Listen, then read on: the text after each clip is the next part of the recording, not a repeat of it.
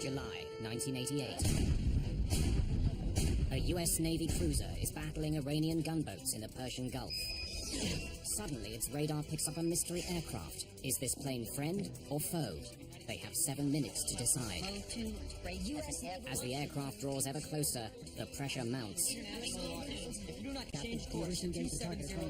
And the captain is faced with a terrible choice. Shoot it down or risk the lives of his own crew.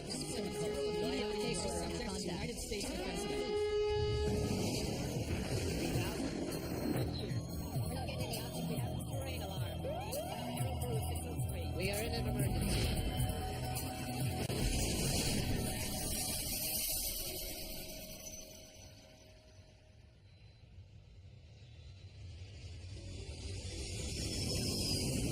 It's a routine short-haul flight, but an Iranian passenger jet is heading into mortal danger. It's opening fire with guns. It's approaching a war zone in which a US Navy ship is engaged in combat. The crew are on a state of high alert. Anything that draws near is seen as a threat. Air contact still inbound, increasing speed and descending range 11 United miles. States naval warship. Closing and descending 1,000. Now you're in real serious business. You are standing into danger? Wait a minute. I could be dead. Range 13 miles. The aircraft is not responding to warnings. Iran Air 655 seems oblivious to the danger.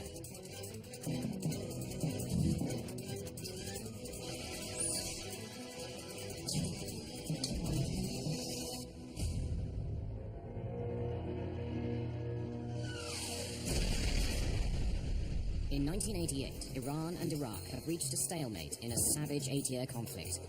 It's a war of attrition, and both sides' oil exports are a target. The United States has become the chief watchdog of the Persian Gulf. Over 30 US warships protect neutral tankers. Dawn, July the 3rd. After a month on routine patrol, the USS Vincennes is heading towards port in Bahrain. Her crew are due a few days' rest and recuperation. But while his men are looking forward to the July the 4th break, Captain Will Rogers is already up. He's received disturbing reports from US intelligence, warning him to expect trouble from Iranian forces over this holiday weekend. Yeah. In the Vincennes Combat Information Center, the watch officer has received an urgent message from another ship in the US fleet that Iranian gunboats are harassing a Pakistani merchant vessel. Skipper, you better come down. Sounds like the Montgomery's got her nose in a beehive. I'll be right there. The frigate USS Elmer Montgomery is north of the Vincennes near the narrow Strait of Hormuz. It's here that Iranian gunboats have been most active in attacking oil tankers as they exit the Persian Gulf. Designed to protect an aircraft carrier group, the Vincennes is a billion-dollar Aegis cruiser. It's armed with Mark 26 missile launchers, Harpoon anti-ship missiles, 2 5-inch guns, and the Phalanx close-in weapons system which fires over 3,000 rounds a minute. But what makes the ship so special is its high-tech radar. The phased array Spy 1 can simultaneously search and track over 100 targets over 300 kilometers away.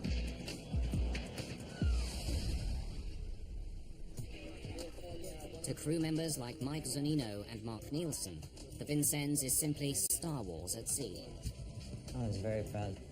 Just technically, it just felt like a strong, secure ship to be on. It felt invincible in a way. We had some of the most up-to-date weaponry and the radar and everything else.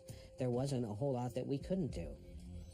Inside the Combat Information Center, Captain Rogers oversees a state-of-the-art computerized command and control system. His large-screen displays give him an instant picture of the tactical situation. Lieutenant Commander Vic Guillory is the tactical action officer responsible for surface warfare. Vic, what do we got on visual?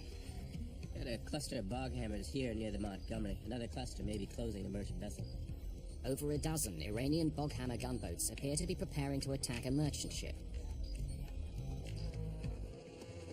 Boghammers are the generic name for fast speedboats manned by the Iranian Revolutionary Guards, a fundamentalist paramilitary force. We knew that they had rockets. We knew that they had machine guns. We knew that if they got within a certain range that they could, literally fire off their rockets and cause grave danger. In 1988, Iranian forces have been attacking up to 13 foreign tankers per month. Their aim is to prevent Saddam Hussein from exporting Iraqi oil. Captain Rogers sends his helicopter, call sign Ocean Lord, to investigate just what the gunboats are up to. Roger that. Vincennes out. Factor in Ocean Lord. Ocean Lord is the Sikorsky Seahawk, a twin-engine helicopter designed for reconnaissance, anti-submarine and anti-ship warfare. Roger, Trinity Sword, we read you. Vectoring toward Montgomery now. Ocean Lord's pilot soon finds the gunboats. They're not acting suspiciously. But he flies too close to the Iranian craft. The response is immediate, a burst of anti-aircraft fire. Jesus! Trinity Lord, this is Ocean Lord, 2-5. We are taking fire. Executing invasion. Clearing. 2-5, this is Trinity Sword Actual. Is anyone hurt? Confirm hostile fire, over. Trinity Sword, no injuries. We confirm 8 to 10 rounds of airburst from the northernmost group of Iranian small craft. Over. Ocean Lord, this is Trinity Sword Actual. Return immediately to Vincennes cover. Close Ocean Lord's position at best speed, bearing 330. Under the U.S. rules of engagement, Captain Rogers is allowed to respond with force in self-defense. 0, full speed. Set general quarters. Officer of the deck, set general quarters.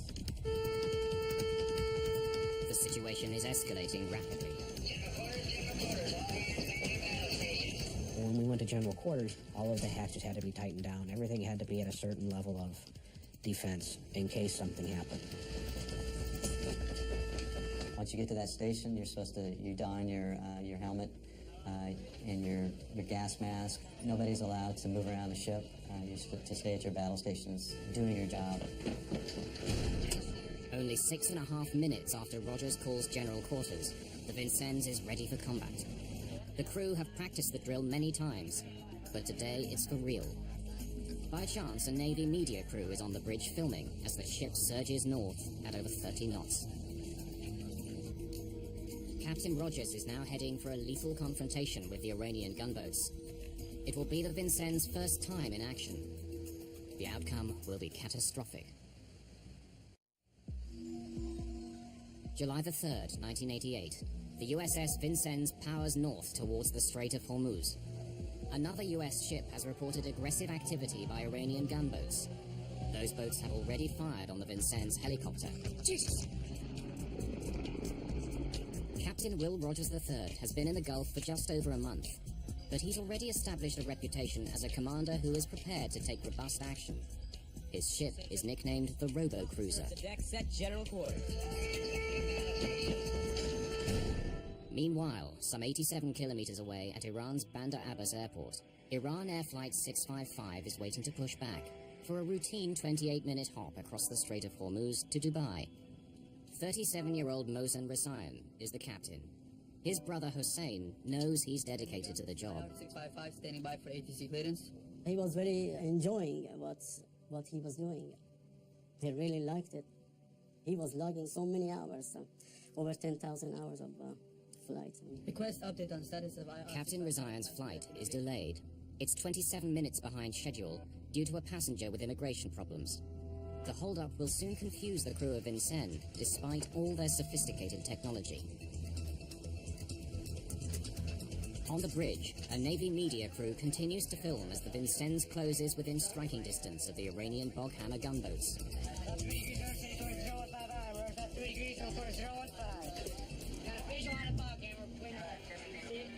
Even though his helicopter has already been shot at, Captain Rogers only has the authority to open fire if he believes his ship is under direct threat.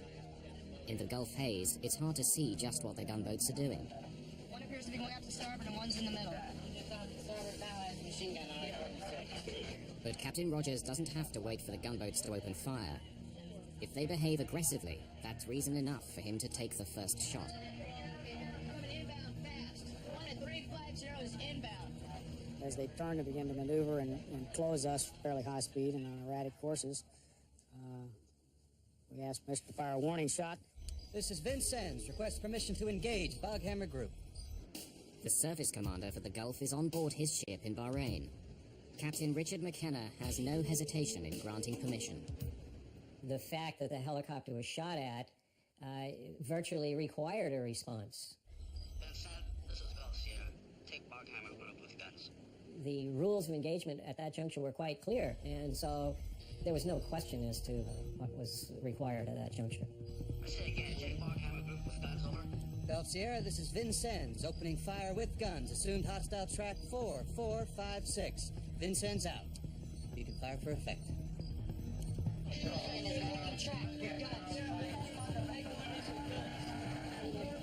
It's 9:43 a.m.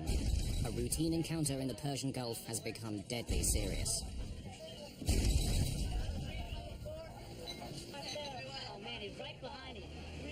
This is the first time that the crew of the Vincennes have ever seen action.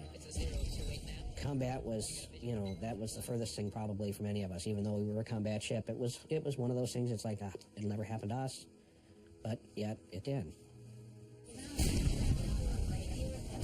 The gunboats are now shooting back, but their fire is falling well short. The Vincennes and the Montgomery take them on together. The battle is fast-moving, with frequent changes of course. Verify me rounds to the train. The Vincennes and the Montgomery are now locked in a full-scale sea battle. Anything that approaches the U.S. ships will be assessed as a possible threat. Battery released 10 round. Weapons. Lieutenant Commander Scott Lustig is the officer responsible for alerting the captain to potential airborne threats. He's been tracking an aircraft that has suddenly changed course and is now heading towards the Vincennes. 472, Iranian P3, range 62 miles. The plane has been identified as an Iranian P3 Orion, a long-range maritime surveillance aircraft. In a well-rehearsed procedure, the Vincennes warns the P3 on a military frequency that he's being tracked. 270, this is United States Naval Warship. Request you state your intentions.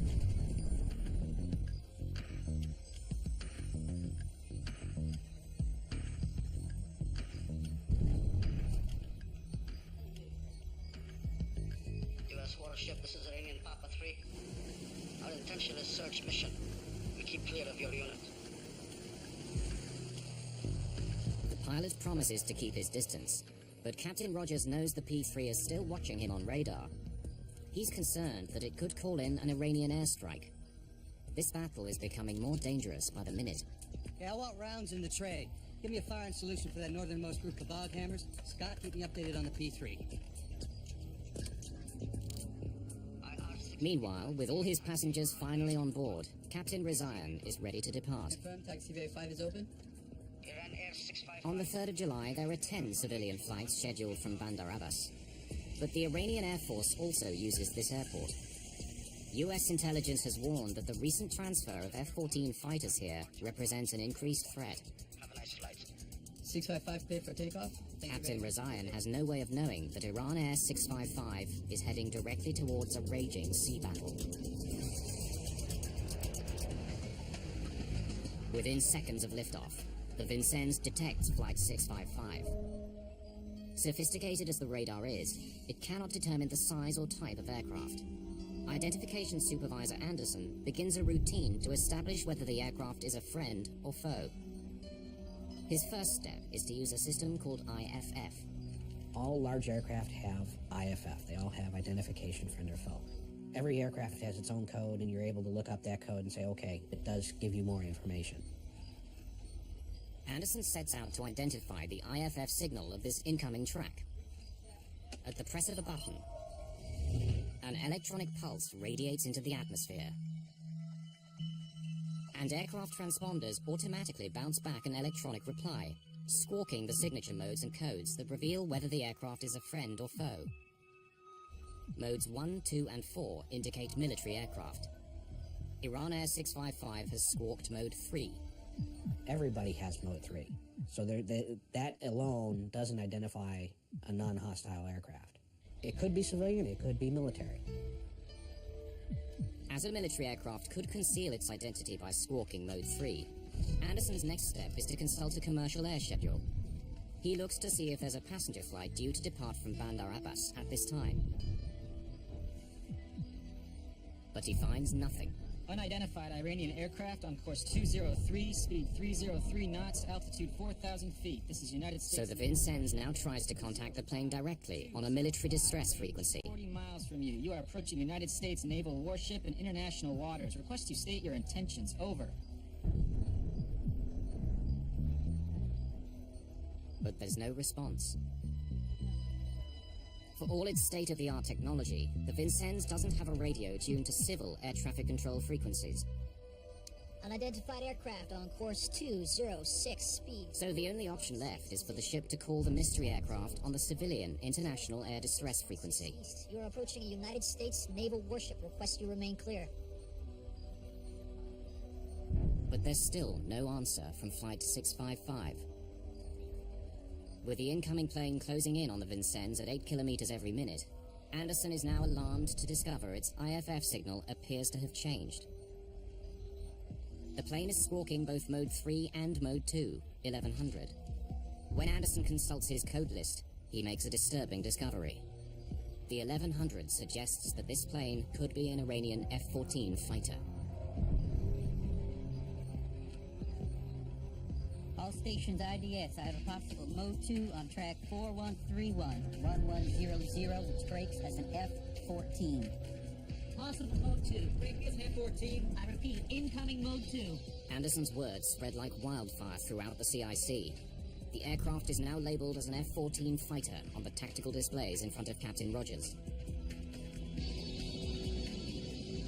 48 kilometers away, the Airbus with its 290 passengers climbs out over the Persian Gulf. They have no idea that they've been misidentified and are flying into danger. In the Combat Information Center, Flight 655 is now labeled as a hostile F-14. In the 1970s, the US sold 80 F-14s to their then ally, the Shah of Iran. They are the most up-to-date fighter in the Iranian Air Force. The Vincennes crew think they're under attack. Lieutenant Commander Scott Lustig is Captain William Rogers' anti-air warfare coordinator.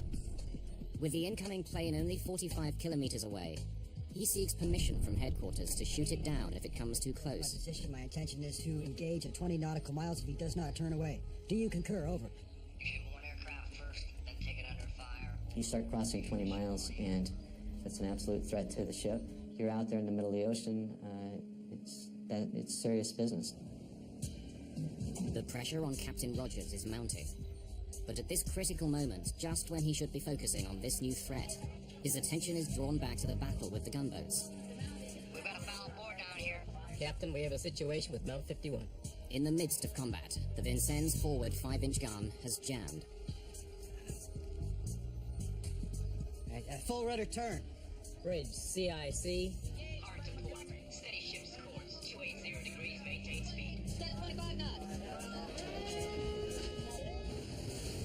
Rogers is forced to turn his ship at high speed, swinging the cruiser's rear gun around to face the incoming fire.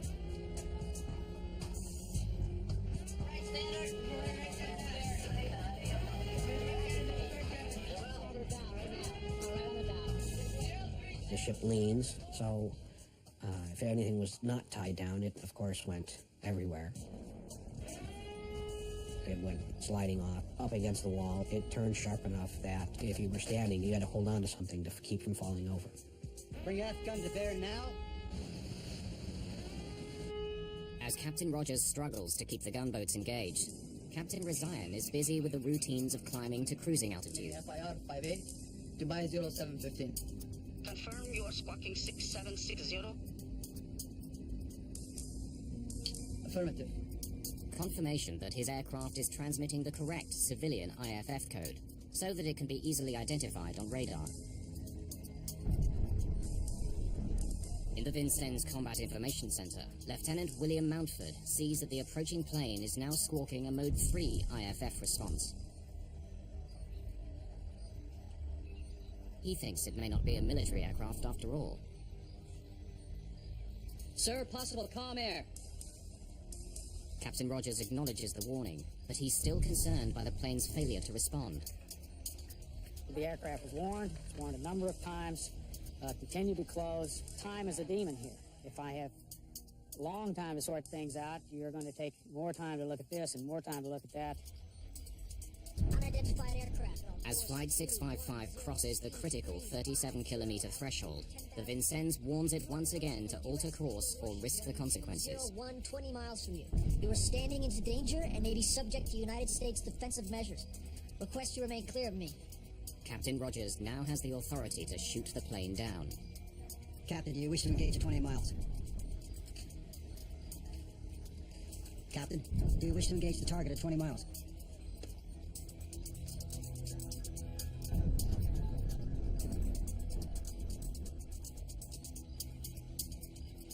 Captain, do you wish to engage the target at 20 miles? Negative. Captain Rogers has delayed firing, hoping that the plane will finally respond to the Vincennes' warnings. But what happens next destroys that faint hope. Petty Officer Leach is the Vincennes' tactical information coordinator. He's responsible for ensuring that all air contacts are properly tracked. What he reports now seems to remove any doubts. This is a hostile aircraft. Altitude declining. They see the plane diving towards them, a classic attack profile. Now you're in real serious business, because anything can happen at that point. Whether that aircraft might launch something at you, it could be the aircraft itself. 15 miles, that's pretty close and pretty serious. Iranian aircraft on course 211, speed. Track 4131, approaching 13 nautical miles. United States naval warship operating in international waters. Wait a minute. I could be dead. The tension is just continually rising during this whole time. Everybody was on edge. Everybody was like, oh my God, what's going to happen next? Subject to United States defense measures. Inbound air contact, closing and descending 1,000 feet per mile. Range 13 miles. Oh my God, it's getting closer. It's getting closer. What's the captain going to do? What's going to happen? You know, what are they going to do? Iran Air 655 now signs off with Bandar Abbas Air Traffic Control. 8.4. Have a nice flight. Thank you. Good day.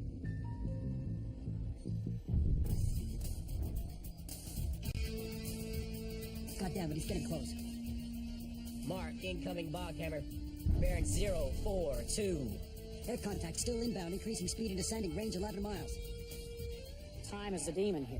At some point in time, you have to make a decision. When the aircraft reached a little over 10 miles, at that point in time, I either make the decision then or I don't make it at all, because I reached minimum weapons range. It's the moment of truth. Captain Rogers turns his fire authorization key.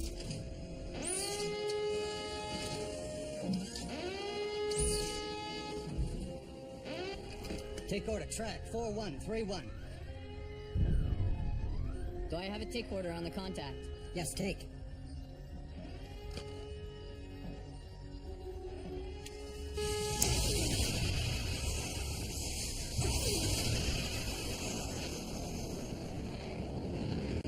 Birds away. Rails clear.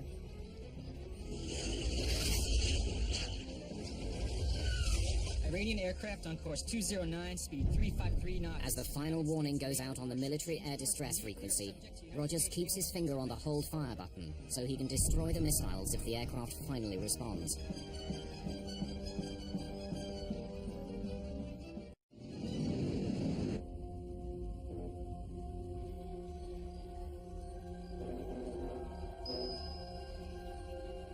Estimate 10 seconds to intercept.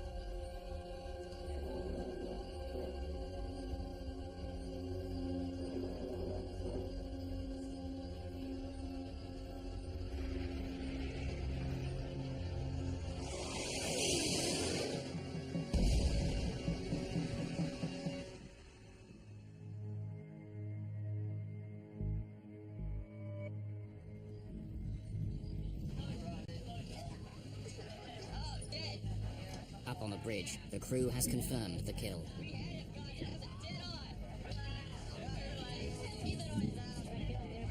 The plane they believed was attacking them has been destroyed. Captain Rogers thinks he has saved his ship from destruction. Nothing could be further from the truth. Far from saving his crew, Rogers has just made a decision that will shock the world. He's destroyed an Iranian passenger jet flying in an international air corridor. 290 passengers and crew are dead. Iranian television broadcasts distressing footage of their bodies floating in the Gulf. For Captain Rogers, the burden is heavy. Whatever mistakes have been made, he bears the ultimate responsibility.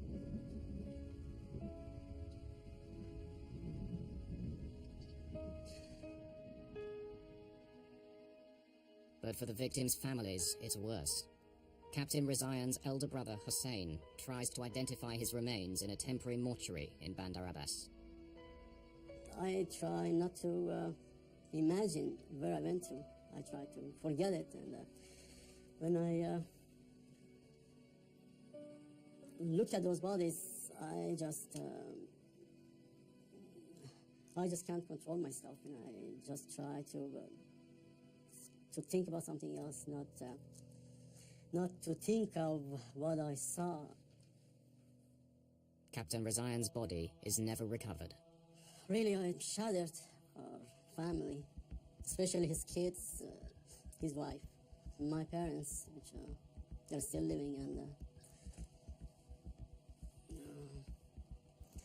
and there is not a day that they don't talk about this, of what happened, why it should have happened. There's an immediate international outcry. The world wants to know how a cruiser with a state-of-the-art combat system could have mistaken a passenger airliner for an attacking Iranian fighter. Captain, do you swear that the evidence you are giving in this matter, now an investigation... The US government appoints Rear Admiral William Fogarty to conduct an inquiry to find out what went wrong. My first reaction was it was a tragedy.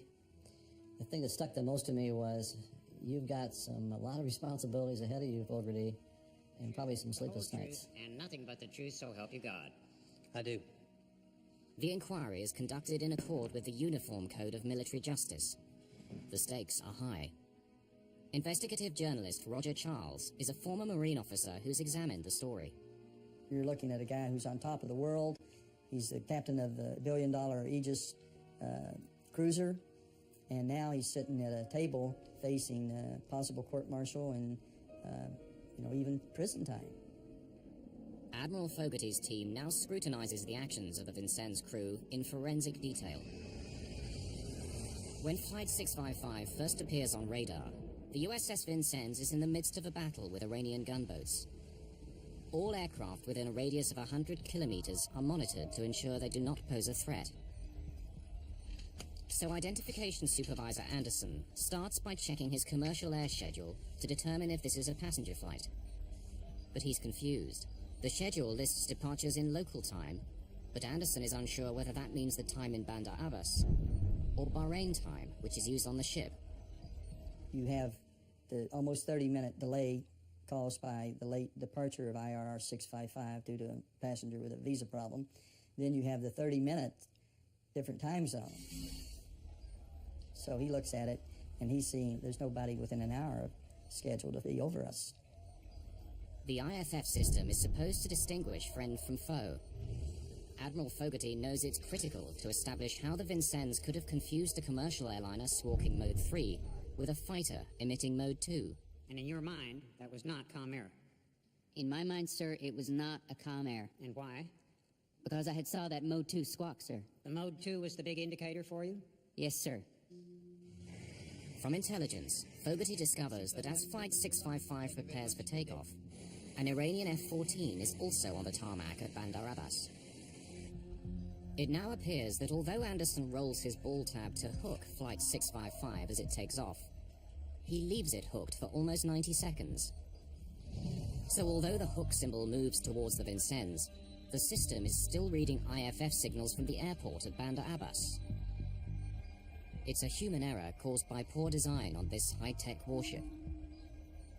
He left the ball tab on Bandar Abbas. So what we believe happened, and I'm pretty sure this is exactly what happened, he picked up the Mode 2 of the Iranian fighter that was getting ready for takeoff behind the Airbus.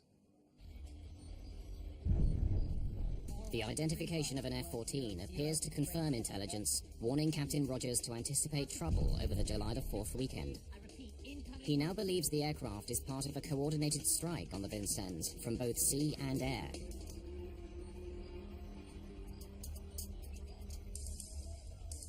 Sir, possible calm air. So he places less weight on the warning that the incoming plane is possibly a commercial airliner. Do you recall Lieutenant Montfort saying, calm air, calm air? I absolutely remember him telling me that. And I think I raised my hand or something to that effect to indicate that I'd heard him. You held up your decision to fire. Yes, sir. Why? I wanted every bit of information I could get. IFF was an indicator, but I didn't care whether 1100 was an F-14 or that Falker that flies around out there. But at this point, I thought, they always talk to us. Iranian aircraft on course 211. The Vincennes transmits a total of 10 radio warnings. Why does Flight 655 never respond? What we do know for sure is the aircraft did not respond to the warnings. He had to have something, he being the commanding officer, as proof that this was commercial air. He never got that. Unidentified Iranian aircraft on course 20. But the Vincennes transmits 7 warnings on a military frequency that Flight 655 cannot receive. The Airbus did not even have a radio that was set or could accept the military air distress frequency. I mean, it's just not something they had. They had no need for it. They were a commercial airplane. The Vincennes broadcasts only 3 warnings on the civil distress frequency. But they don't clearly identify exactly who the ship is trying to contact. Unidentified aircraft on course 210, speed 350, altitude. The Vincennes radio talkers are citing the aircraft's ground speed. Bearing 201, 20 miles from you. You are standing into danger and may be subject to United States defensive measures. But Captain Razayan's instruments show airspeed, a relative measurement. Flight 655's indicated airspeed could have been 50 knots slower than the 350-knot ground speed cited by the Vincennes. So if the pilot hears that, well, who are they talking to? They haven't identified us. They must be talking to maybe the P-3 or maybe some other Iranian aircraft. Throughout its flight, Iran Air 655 transmits its squawk code, the unique label that tells radars what flight it is. If the Vincennes had called out that squawk code, Captain Razayan could have known immediately they were talking to him. But the US Navy does not require its radio operators to use this code when talking to civilian aircraft. As Flight 655 nears his ship, Captain, do you wish to engage at 20 miles? The pressure on Captain Rogers becomes intense. Captain, do you wish to engage the target at 20 miles? When you look at the time window that he had, he waited till the very last minute. And it becomes a point of, am I going to shoot or am I not going to shoot and wait, in which case he would not be following his responsibilities to protect his ship and his crew. The decisive factor in Captain Rogers' decision to fire are the reports he receives that the plane is descending towards him, apparently about to attack. Altitude declining. It's the crucial moment. The inquiry team presses Tactical Information Coordinator Leach on his call. Okay, were you reporting descending elevations over the net? Over the internal net? Yes, sir. So in other words, when you saw that aircraft start descending, you were reporting that up to TAO, CO, Gulf Whiskey? Yes, sir. Like an aircraft's black box, the Vincennes computers have recorded all the data on the Combat Information Center's screens. Those records show that Iran Air 655 had never descended. It was, in fact, ascending the whole time. That was a revelation that we had not anticipated. Altitude declining. Is it possible that somebody, although the data showed perhaps that it was going up, would say it's going down, descending? Fogarty sends a medical team, including a psychiatrist, to the Vincennes. They report that a condition called scenario fulfillment could have played a part in the tragedy. Range 13 miles. And as it turns out, where you believe something so badly is going to happen, that whether the data shows you it's not the case, you believe it's happening.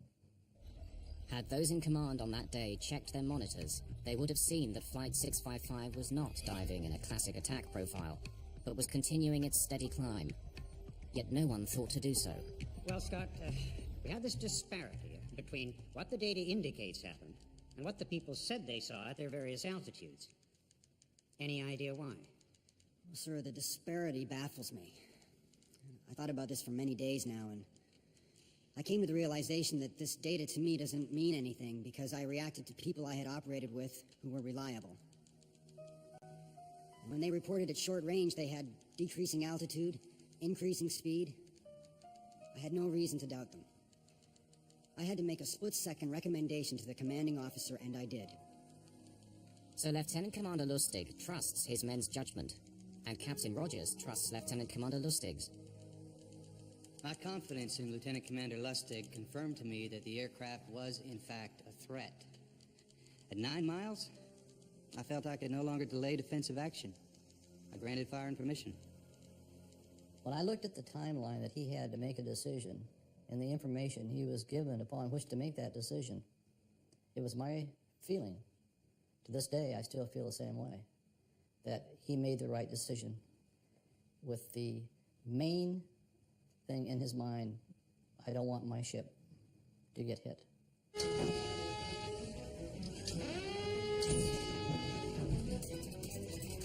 Take order, track 4131. Vincennes' sophisticated combat information system gives its crew accurate information, but their fear has created a threat where none exists.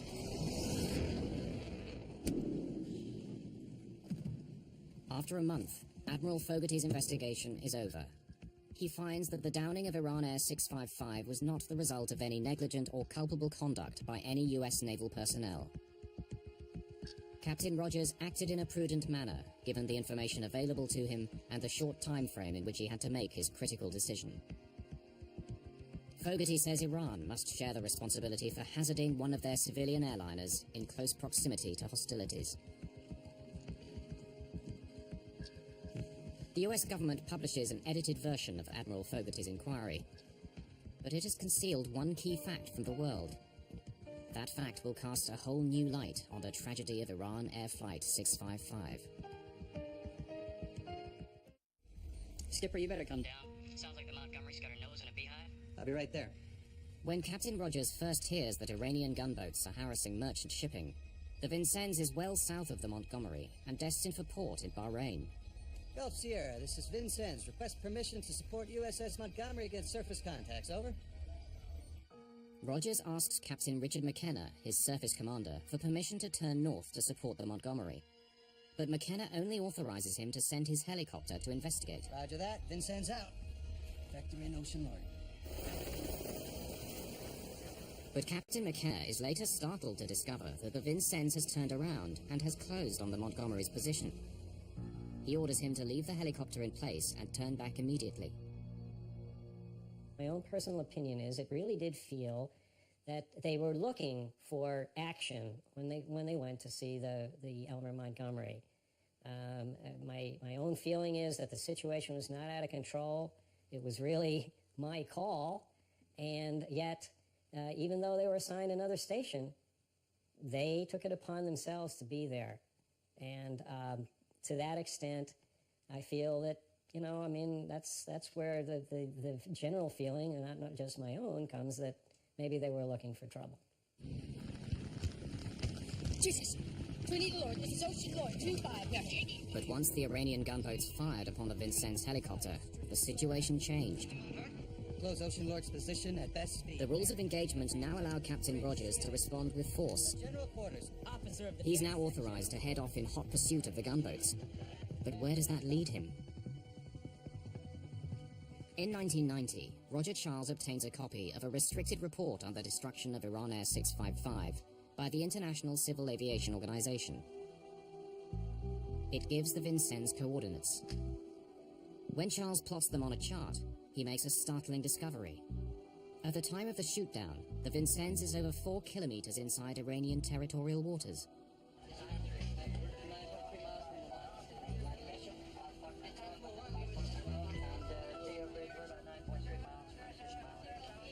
By chasing the gunboats back into Iranian territory, Rogers inadvertently places his ship directly in the flight path of Iran Air 655.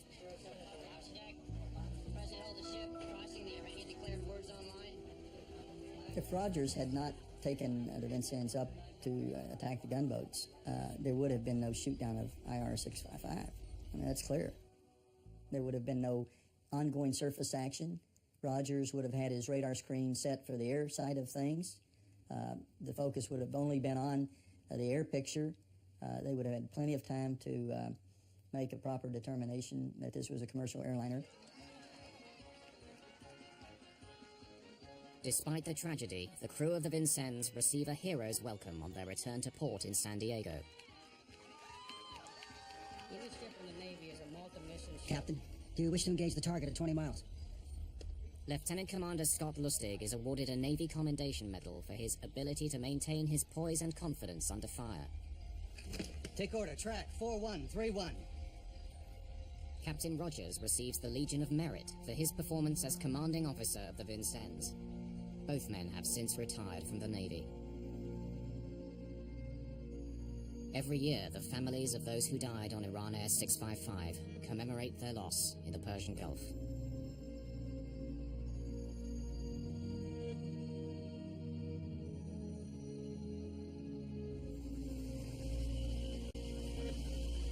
For Hussein Razayan, the brother of Flight 655's captain, time has not healed the wounds. I still feel the same way. Although I try to keep myself busy, not to think about it, because it's still, I mean, it's an unforgettable human tragedy. Even after 17 years passed, the horrors of what went on in that day, still lingers on in everybody's life. In a world where technology grows ever more sophisticated, fear, the most basic of human instincts, can create the greatest tragedies.